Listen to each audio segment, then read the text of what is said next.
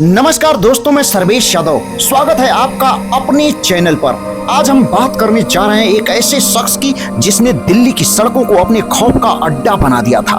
उसका नाम था चंद्रकांत झा और लोग उसे जानते थे दिल्ली का कसाई, यानी बूचर ऑफ दिल्ली। ये कहानी है एक सीरियल किलर की जिसने ना सिर्फ लोगों की जान ली बल्कि पुलिस को भी खुलेआम चुनौती दी थी। उसने लाशों को तिहाड़ जेल के बाहर फेंका, चिट्ठियां लिखी और अपने अपराधों को एक खेल की तरह खेला।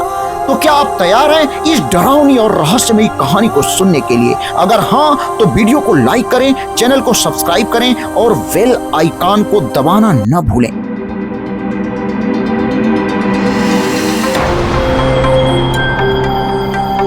चंद्रकांत झा का जन्म 1967 में हुआ था, बिहार के मधेपुरा जिले के एक छोटे से गांव घोसाई में। उसके पिता राधेकांत झा सिंचाई विभाग में काम करते थे और मां चंपा देवी एक स्कूल टीचर थी। परिवार ठीक ठाक था, लेकिन चंद्रकांत की जिंदगी शुरू से ही कुछ अलग थी। उसकी मां सख्त मिजाज की थी और घर पर ज्यादा वक्त नहीं बिता पाती थी। शायद यहीं से चंद्रकांत के मन में एक खालीपन पैदा हुआ। वो पढ़ाई में अच्छा नहीं था। 8वीं क्लास के बाद उसने स्कूल छोड़ दिया। 1986 में दिल्ली आ गया। यहाँ उसने आजादपुर मंडी में सब्जी बेचने का काम शुरू किया, लेकिन दिल्ली में उसका स्वागत गर्मजोशी से नहीं हुआ। बिहार से होने की वजह से उसे ताने सुनने पड़े। लोग उसे बाहरी कहते थे, यहाँ तक कि कुछ लोगों ने उस पर हमला भी किया। लेकिन एक घटना ने उसकी जिंदगी को हमेशा के लिए बदल दिया। मंडी में एक सुपरवाइजर था पंडित, जो हफ्ता वसूली करता था। चंद्रकांत ने इसका विरोध किया और गुस्से से उसने पंडित के हाथ पर सब्जी काटने वाले चाकू से वार कर दिया। इसके बाद उसे गिरफ्तार कर लिया गया। जेल में उसे पुलिस की बर्बरता का सामना करना पड़ा, क्योंकि वो एक गरीब था। उसे नंगा किया गया, पीटा गया और अपमानित किया गया। जब वो 1998 में बाहर आया तो वो पहले वाला चंद्रकांत नहीं था। उसके अंदर गुस्सा और बदले की आग जल रही थी। चंद्रकांत ने अपना पहला कत्ल 1998 में ही किया। उसका शिकार था वह पंडित जिसके साथ उसकी लड़ाई हुई थी। जेल से छूटने के बाद उसने पंडित को मार डाला, लेकिन सबूतों के अभाव में वो बच गया। इसके बाद उसने अपने अपराधों की एक ऐसी कहानी शुरू की जिसने दिल्ली को दहला दिया। 2003 से 2007 के बीच उसने कई लोगों को अपना शिकार बनाया। उसका तरीका एकदम अजीब था।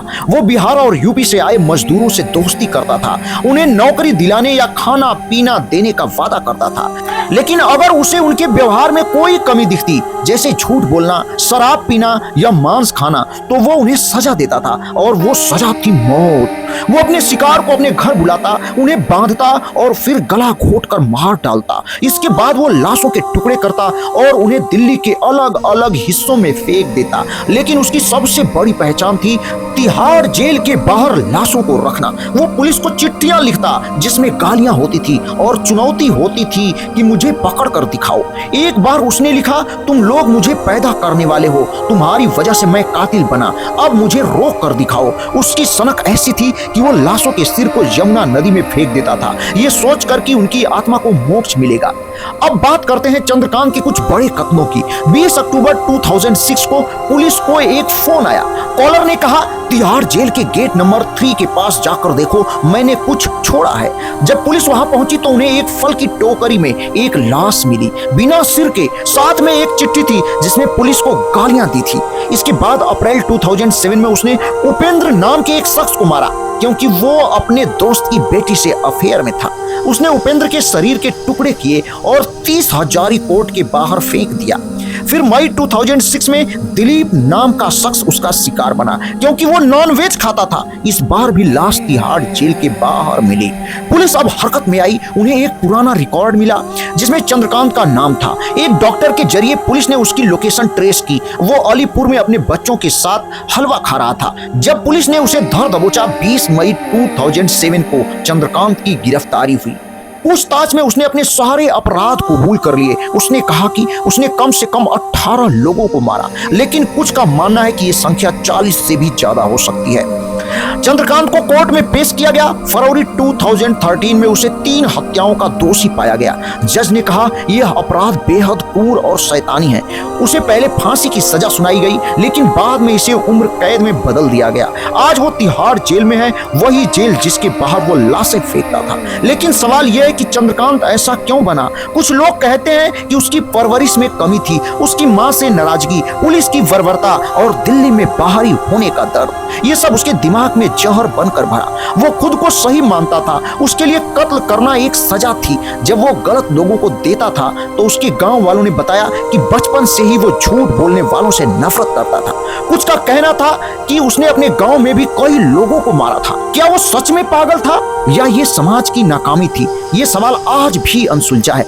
चंद्रकांत की कहानी इतनी चौंकाने वाली थी कि नेटफ्लिक्स ने इस पर एक सीरीज बनाई है, Indian predator the butcher of Delhi. 2022 में रिलीज हुई सीरीज में उसके अपराधों को दिखाया गया, लेकिन कई लोगों का मानना है कि ये पूरी कहानी नहीं बताती है। पुलिस पर उसके इल्जाम, उसकी मानसिक हालत, ये सब सतह पर रह गया। चंद्रकांत आज भी जेल में है। 2023 में उसे 90 दिन की पैरोल मिली थी, लेकिन वो फिर गायब हो गया। बाद में उसे फिर पकड़ा गया। उसका खौफ आज भी दिल्ली की गलियों में जिंदा है। तो दोस्तों, ये थी चंद्रकांत झा की कहानी, दिल्ली का कसाई। एक ऐसा इंसान जिसने अपने गुस्से को हथियार बनाया और कई जिंदगियां छीन ली। आपको क्या लगता है, क्या वो पैदाइशी कातिल था या हालात ने उसे ऐसा बना दिया? अपनी राय कमेंट में जरूर बताएं। अगर आपको ये वीडियो पसंद आया तो लाइक करें, शेयर करें और सब्सक्राइब करना न भूलें। अगली वीडियो में मिलते हैं एक नई कहानी के साथ। तब तक के लिए सुरक्षित रहें और अलविदा। आप सभी लोगों को प्रणाम, नमस्कार। मैं सर्वेश यादव।